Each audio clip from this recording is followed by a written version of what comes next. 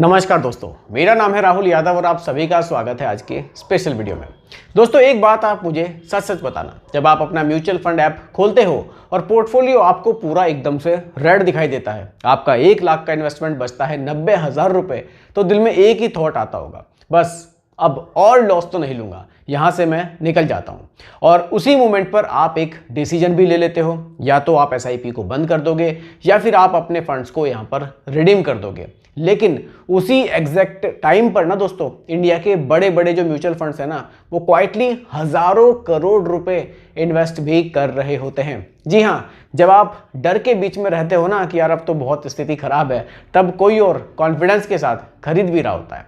तो दोस्तों, आज का सवाल एकदम सिंपल है, मार्केट गिरने पर आखिर गलती करता कौन है, एक रिटेल इन्वेस्टर या फिर स्मार्ट मनी।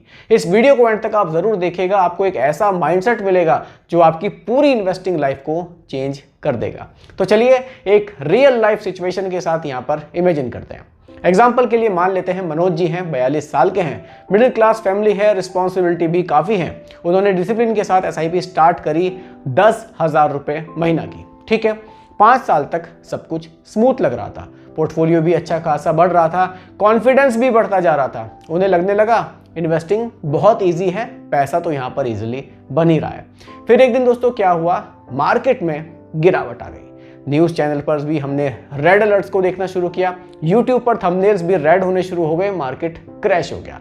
व्हाट्सएप ग्रुप्स में भी ये सब चीज़ें चलने लगी। मनोज जी ने ऐप खोला और पोर्टफोलियो चेक किया तो देखा कि 6 लाख रुपए का पोर्टफोलियो घटकर 5,20,000, और वहीं पर गेम चेंज हो गया।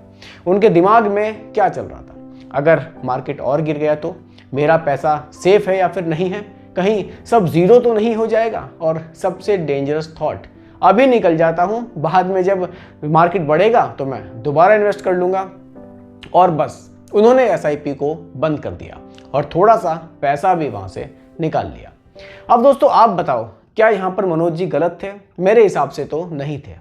इमोशनली वो बिल्कुल सही थे, फाइनेंशियली वो थोड़े से गलत हो गए। अब यहाँ से स्टोरी जो है हमारी थोड़ी सी इंटरेस्टिंग होने वाली है। जब मनोज जी बेच रहे थे तब बड़े म्यूचुअल फंड्स क्या कर रहे थे, वो खरीद रहे थे। मार्केट गिरते ही क्या होता है, जो फंड मैनेजर्स होते हैं ना, वो स्टॉक्स को खरीद रहे होते हैं, क्योंकि जो फंड मैनेजर्स हैं, जो हमारे म्यूचुअल फंड को मैनेज कर रहे हैं, उनको पता होता है कि मार्केट कभी भी परमानेंट नहीं गिरता, फियर हमेशा टेम्पररी होता है और अपॉर्चुनिटी इसी टाइम पर मिलती है। रिपोर्ट्स के अकॉर्डिंग क्रैश के टाइम में म्यूचुअल फंड्स ने लार्ज स्केल्स पर बाइंग की है, tens of thousands of crore deploy किए गए हैं। मतलब सिंपल लैंग्वेज में समझिए, रिटेल इन्वेस्टर पैनिक में बेच रहा था और स्मार्ट मनी डिस्काउंट में खरीद रहा था। अब दोस्तों एक बेसिक रूल को आप बिल्कुल समझ लो, जो कि एकदम सिंपल है। जब मार्केट गिरता है तो स्टॉक्स हमारे सस्ते होते हैं, मार्केट जब फिर से बढ़ता है तो स्टॉक्स हमारे महंगे होते हैं। लेकिन हम यहाँ पर क्या कर देते हैं, महंगे में खरीद लेते हैं और सस्ते में हमेशा हम उसको बेच देते हैं, और इसी वजह से जो हमारे रिटर्न्स हैं वो एवरेज रह जाते हैं, वेल्थ बिल्ड नहीं हो पाता। अब एसआईपी को थोड़ा सा डीपली यहाँ पर समझते हैं। बहुत से लोग हैं एसआईपी को सिर्फ एक पेमेंट समझते हैं कि भाई 5,000 10,000 की एसआईपी, हर महीने पैसा कट हो गया बस। लेकिन एसआईपी एक्चुअली क्या है? SIP automatic opportunity capture system है। मान लीजिए 10,000 आप निवेश कर रहे हैं, 100 रुपये की एनएवी है तो आपको 100 यूनिट मिल गई। अगले महीने मार्केट गिर गया, यूनिट जो है हमारी, मतलब जो एनएवी है वो हमारी 80 रुपये पर आ गई, तो हमें ज़्यादा यूनिट्स मिलेंगे। 70 पे आएगी तो हमें और ज़्यादा यूनिट्स मिलेंगी। मतलब मार्केट गिरता है, आपको ज़्यादा यूनिट्स मिलती हैं। मार्केट जब ऊपर जाता है तो हमारे जो सस्ते में हमने यूनिट्स ली थी उनकी वैल्यू भी बढ़ती है, और लॉन्ग टर्म में एवरेज कॉस्ट हमारी कम हो जाती है, रिटर्न्स हमारे इंप्रूव हो जाते हैं। दोस्तों इसी को कहते हैं हम लोग रुपी कॉस्ट एवरेजिंग। लेकिन यहाँ पर सच क्या है, प्रॉब्लम नॉलेज की नहीं है, प्रॉब्लम दोस्तों यहाँ पर इमोशन की है।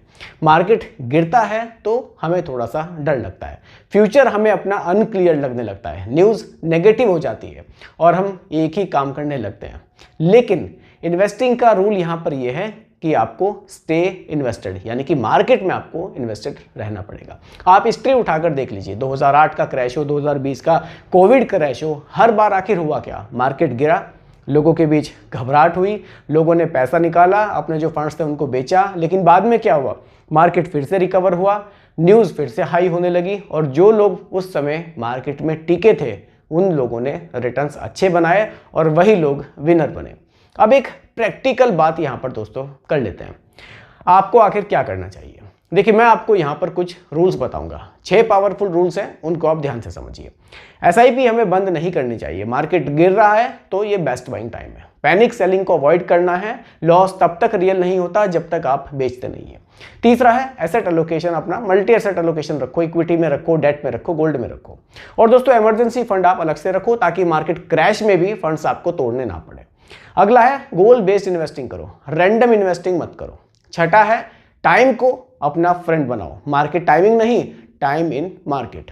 और दोस्तों एक लाइन आप याद रखना, मार्केट गिरता नहीं है, वेल्थ ट्रांसफर होती है वीक हैंड से स्ट्रॉन्ग हैंड्स में। मनोज जी ने SIP बंद की, 2 साल बाद मार्केट रिकवर हुआ।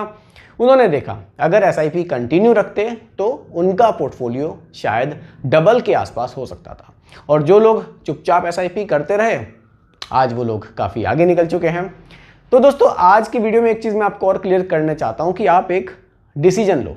मार्केट चाहे ऊपर हो चाहे मार्केट नीचे हो, हमारी SIP नहीं रुकनी चाहिए क्योंकि हम लॉन्ग टर्म इन्वेस्टर हैं। मार्केट का गिरना प्रॉब्लम नहीं होती, सबसे बड़ी एक अपॉर्चुनिटी हमें यहाँ पर देता है जब मार्केट गिरता है, क्योंकि यूनिट्स हमें सस्ते में मिलते हैं।